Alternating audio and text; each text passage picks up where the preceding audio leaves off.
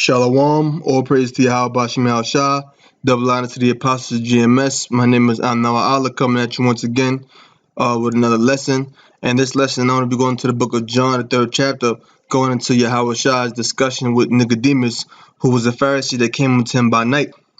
Because had it been known that him being a Pharisee coming to Yahweh Shah by night, there would have been a big thing about that, because you had many Pharisees that didn't believe. And this discussion is about being born again, which Nicodemus didn't understand. So let's get right into it. John chapter 3, verse 1. There was a man of the Pharisees named Nicodemus, a ruler of the Jews. The same came to Yahweh Shah by night, and said unto him, Rabbi, we know that thou art a teacher come from the Most High, for no man can do these miracles that thou doest except the Most High be with him. Yahweh Shah answered and said unto him, Verily, verily, meaning truly, I say unto thee, except the man be born again, he cannot see the kingdom of the Most High. Nicodemus saith unto him, How can a man be born when he is old? Can he enter the second time into his mother's womb and be born? So Nicodemus said, How can a man be born when he is old? I mean, if you're already an adult, if you're already born into this world, how can you be born again? Can you enter a second time into your mother's womb and be born? So he was asking that question because he didn't understand the concept of being born again. Remember, he's a Pharisees, and the Pharisees were doctors of the law, and that's the reason why he came into Yahweh Shah by night, because he could have been put out of that congregation. He could have been put out from amongst the Pharisees. Okay, so he came into Yahweh Shah by night. He could have been put out of the temple. Okay, so he asked the Lord, "How can a man be born when he is old? Can he enter the second time into his mother's womb and be born?" Yahweh Shah answered, Verily, verily, meaning truly, I say unto thee, except the man be born of water and of spirit, he cannot enter into the kingdom of the Most High. So when Yahweh Shah said being born again, he's talking about being born of water and of the spirit, which the water represents the word. Psalms 119 and 9. Alright? Wherewithal shall a young man cleanse his way? By taking heed thereto according to thy word. The word Beth is Bath. That's in the Hebrew, which means house. Wherewithal shall a young man cleanse his way? By taking heed thereto according to thy word. So cleansing your way is about taking heed into the word. Matter of fact, let me get this scripture right here. This is Ephesians, the 5th chapter, and 26th verse. It says, I'm going to go right to the point, that he might sanctify and cleanse it with the washing of water by the word. So that water represents the word. That's what you're washed by. That's what cleanses you. Okay? And it spoke of being born of water and of the spirit, which the spirit represents the word as well. This is John chapter 6, verse 63. And the scripture says, It is the spirit that quickeneth. Quickeneth meaning to make alive. The flesh profiteth nothing, right? There is nothing to gain from the flesh. Because eventually what happens is we die and our flesh decomposes. So it is the spirit that quickeneth. The flesh profiteth nothing. The word that I speak unto in your body is a constant war between the spirit and the flesh. Your spirit wants to do what's right, and your flesh wants to do what's wrong. So the spirit quickeneth, maketh you alive, and the flesh profiteth nothing. The words that I speak unto you, they are spirit and they are life. So these words are spirit and these words are life. So going back to John 3 and 5, Yahweh shall answer, Verily, verily, I say unto thee, except the man be born of water and of the spirit, he cannot enter into the kingdom of the Most High. So it's about being born of water and born of the spirit. Okay? But how are you born of water? How are you born of the spirit? Let's go to the book of Colossians 3 and 10. It says, Colossians 3, and I'll start from verse 8.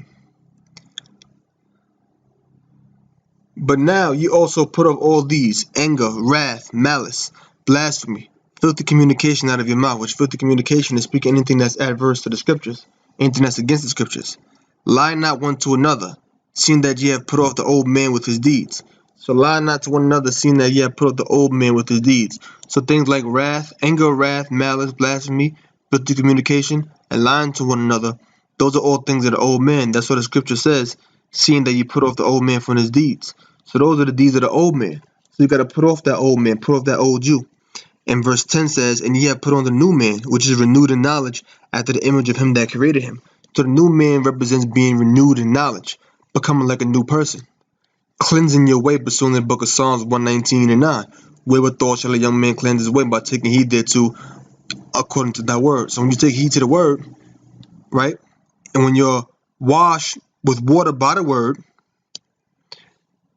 Then you have put on a new man, which is renewed in knowledge after the image of him that created him. So it's about being born through water and born in the spirit, which represents this word. And when you're born in the water and the spirit, your way is cleansed. You've been washed by the water, which is the word. And you have put on a new man. You're like a new person now. You're renewed in knowledge.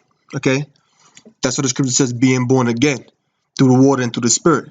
Being born of the water and the spirit. It's not talking about being physically born again like Nicodemus thought, because Nicodemus was ignorant to being born again.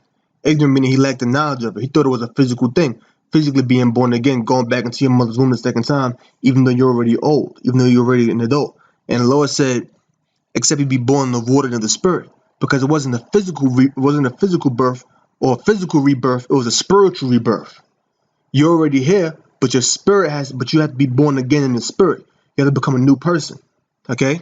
It's about being born again. Now, in fact, I'm gonna go to that word born right here. Go to that word born in the Greek. Strong's G 1080. Genao. Genao, of men who father children, to be born, to be begotten, of women giving birth to children, metaphor, to engender, cause to arise, excite, in the Jewish sense of one who brings others over to his way of life, to convert someone, of making, says Christ, that we know them as Yahushua, his son, of the Most High making Yahushua his son, of the Most High making men his son through faith in Yahushua's work. Is there anything left down here? Well, we basically we basically got the point right there. Okay, it says let me see yeah, it's something good right here. You can see right here. It says you see right here at the top. It says peculiarly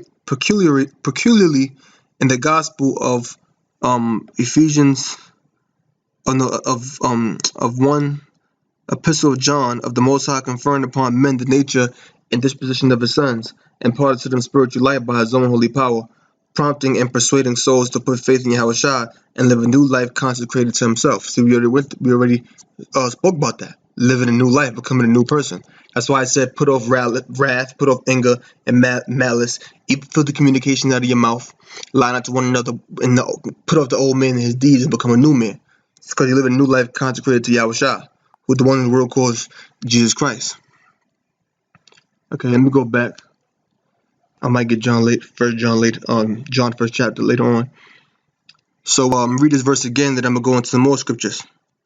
It says John 3 and 5. Yahushua answered, verily, verily, I say unto thee, except a man be born of water and of the spirit, he cannot enter into the kingdom of the Most High. So it's about being born of water and being born of the spirit, putting off the old man and his deeds and becoming a new man, becoming a new person, being born again spiritually, and living a new life consecrated to Yahushua. Check the scripture out. This it says live not this is let me go right here.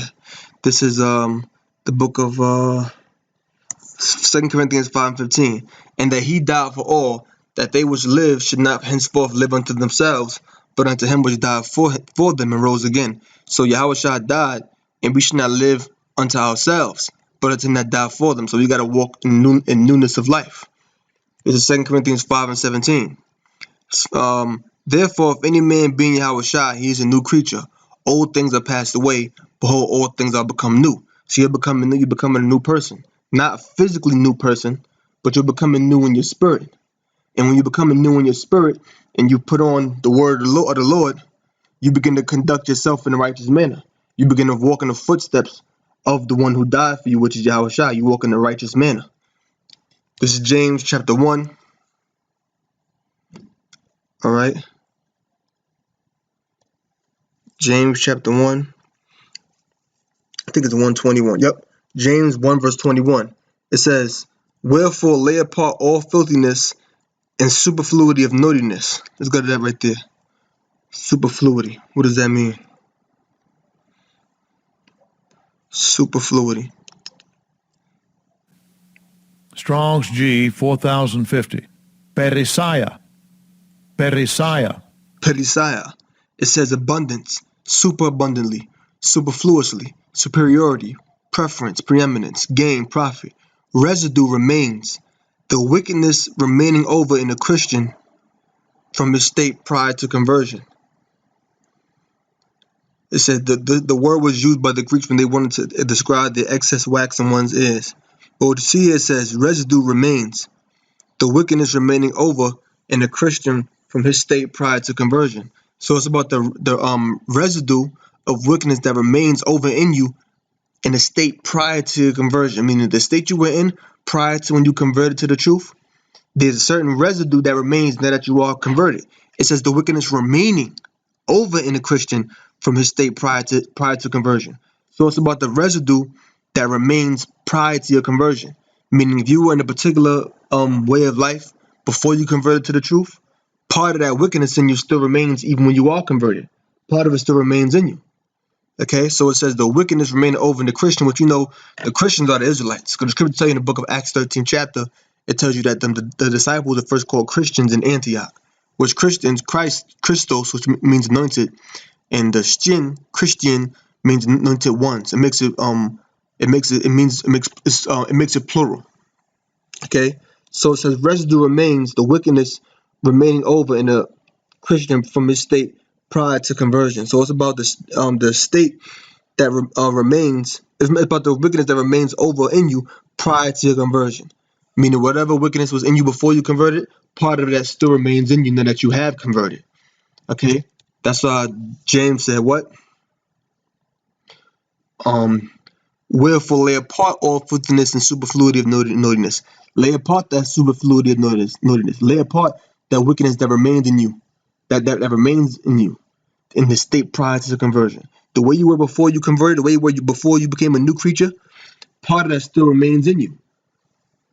Lay apart that filthiness and superfluity of naughtiness, that remaining naughtiness in you, that residue of naughtiness in you, and receive with meekness, meaning humility, the engrafted word which is able to save your soul. See, what is able to save your soul? The word is able to save your soul because it's about you being reborn spiritually, not being reborn physically, which Nicodemus didn't understand.